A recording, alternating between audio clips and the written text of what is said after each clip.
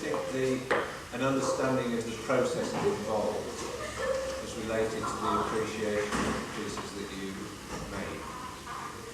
You know, I sort of the potter's pot. You know, because a lot of the things that are happening and the sort of evolutionary thing that's going on from one piece to the next, is it possible, or what portion of people who come and look at your pots are able to tune in to that sort of is it a... I talked at length about this, I can't remember what it was now. It was while I was away at the weekend.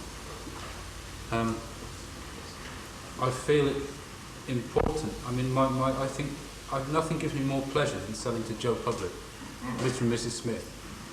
Yeah, but in order for Mr. and Mrs. Smith to understand that, for instance, that pot there costs 50 quid, yeah, for example, they've got to have some background of the process, some explanation.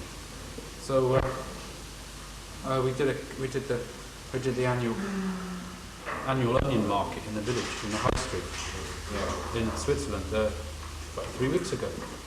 And I thought, well, I'm blowed if I'm just going to go and sit there behind a load of pots saying nothing, because there's nothing to relate it to them. So this is what these 3 sets of photographs with a black background, that's what I did those for.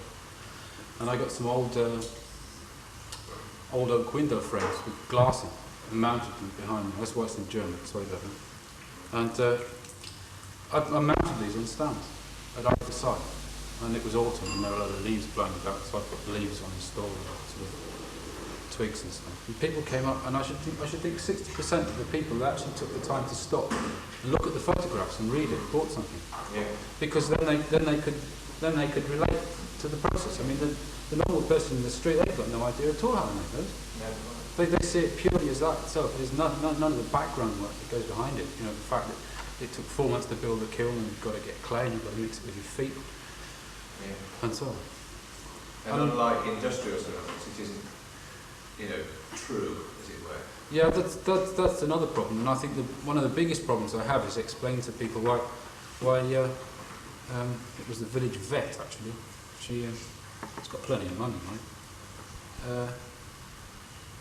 She almost complained because I'd got a jug for, I don't know, about 80 francs or something. It's about £30. And a jug, you know, with a handle and a lip and a shape, not complicated shape, but you know, not just a cylinder. And then I got a vase,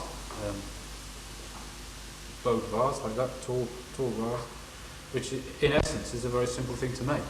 But the quality of the vase was much, much better in my eyes, and it was 165 francs. And she couldn't understand it. And she got almost angry. She's saying, well, why? I know why it was. She wanted the vase, you know, it was too expensive. And she was saying, well, you know, why is that jug half the price of the vase? You know, you've got to put a handle on it, you've got a spout on it.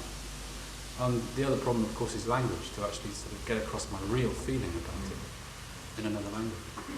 And she went away and she still didn't really understand. And it kind of makes me sad, you know, that I can't, because of the language point of view, I can't get across what I really feel then. Maybe it's not just a language, it's a mentality. Yeah, well, certainly in Switzerland. Strange mentality.